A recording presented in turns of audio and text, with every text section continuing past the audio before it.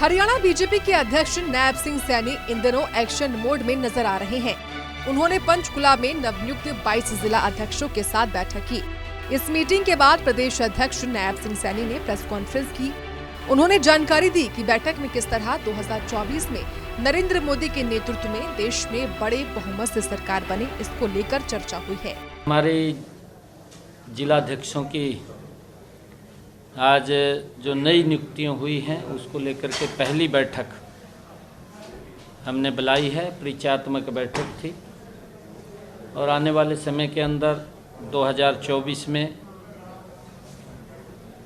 जो आदरणीय नरेंद्र मोदी जी के नेतृत्व में देश में तीसरी बार सरकार बड़े मैंडेट के साथ बने, उसको लेकर के जो कार्य योजना चल रही है, जो आदरणीय प्रधानमंत्री जी की एक यात्रा चली है विकसित भारत संकल्प यात्रा, उसको लेकर के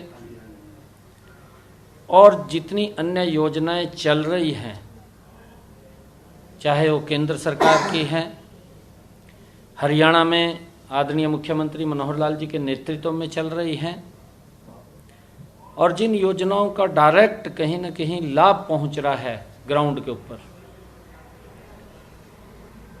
या कोई व्यक्ति छूट गया है कि उसको सरकार की योजना का लाभ नहीं पहुंच रहा, इस विकसित भारत संकल्प यात्रा के माध्यम से उस व्यक्ति तक सरकार पहुंच रही है, उसको भी जोड़ने का काम कर रही है।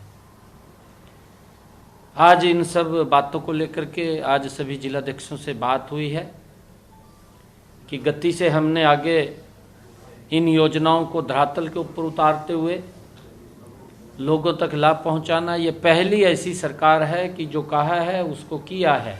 नायब सैनी ने हरियाणा कांग्रेस की गुटबाजी पर भी तंज कसा और कहा कि हरियाणा कांग्रेस के लोग दो धाराओं में बटे हुए हैं, ये धाराएं एक साथ नहीं हो सकती। देखिए, इसी प्रकार के सगुफे छोड़ करके लोगों को गुमराह करते हैं। अब अगर इनके संगठन की बात करें, जो वो बात कह रहे हैं, संगठन के अंदर इनकी दो धाराएं हैं और दो धाराएं वो आपस में नहीं मिल पा रही हैं। अगर मंच के ऊपर वो दो धाराएं बैठती हैं तो वहाँ पूरा का पूरा प्रदेश देखता है, क्या जुत्तम प्लेट वहाँ पर होता है, एक दूसरे के ऊपर छींटाकशी होती है, एक दूसरे के ऊपर आरोप प्रत्यारोप मंच के ऊपर हो जाते हैं।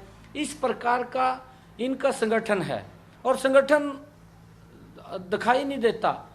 अभी मेरे ख्याल से मात्र 2 महीने भी नहीं रहे, 2 महीने के अंदर हमने, अभी मेरी अपनी कार्यकारिणी थी, मैंने मात्र 5-7 दिन के अंदर कार्यकारिणी बना करके आज उसकी लगातार बैठकें भी मैंने कर ली हैं। हमारे पास पन्ना से लेकर के प्रदेश तक मजबूत कार्यकर्ता एक चैन है, कांग्रेस के पास नहीं है। कांग्रेस की हालात ये हो गया, मैं कहना चाहूँगा, वो आसारानी एक 16 फिल्म का डायलॉग है कि आधे इधर आओ आधे उधर आओ, बाकी के मेरे पीछे आओ। पीछे तो कुछ भी नहीं है कांग्रेस के पास, ये हालात कांग्रेस की है।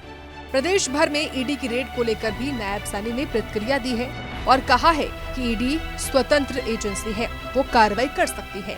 ईडी पहले भी काम करती थी, आज तो काम नहीं कर रही है, स्वतंत्र एजेंसी है और जहां उसको लगता है कि यहां से गलत हुआ है वो स्वतंत्र रूप से उसके खिलाफ कार्रवाई कर सकती है जाकर के, क्योंकि भ्रष्टाचार हुआ है। मैंने कहा है कि उसका उदाहरण भी मैं आपको बताना चाह रहा हूँ कि कांग्रेस के समय भ्रष्टाचार किस गति से बढ़ता है और बीजेपी के अंदर नरेंद्र मोदी की सरकार में विकास किस गति से बढ़ता है, ये एकदम आंकलन देखने को मिल रहा है। झारखंड के अंदर कांग्रेस के राज्यसभा के सांसद कितना करोड़ों रुपया उसके घर से मिला। अरे ईडी काम नहीं करेगी तो और घर बैठी रहेगी क्या? आज हर देश के अंदर वो सरकार नहीं है कि आंखों के ऊपर पट्टी बांध रखी है।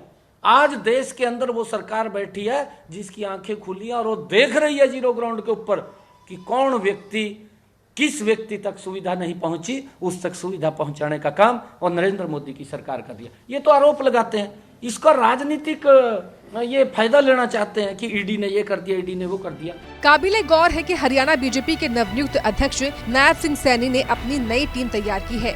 बीजेपी की नई टीम में 11 जिलाध्यक्ष नए बनाए गए हैं, जबकि 11 पुराने जिलाध्यक्षों को दोबारा काम करने का मौका दिया गया है। प्रदेश भर में हर जाति और वर्ग को प्रतिनिधित्व देते हुए महिलाओं का भी खास ध्यान रखा गया है। सूर्या समाचार के लिए पंचकुला से रवि चंदेल की रिपोर्ट।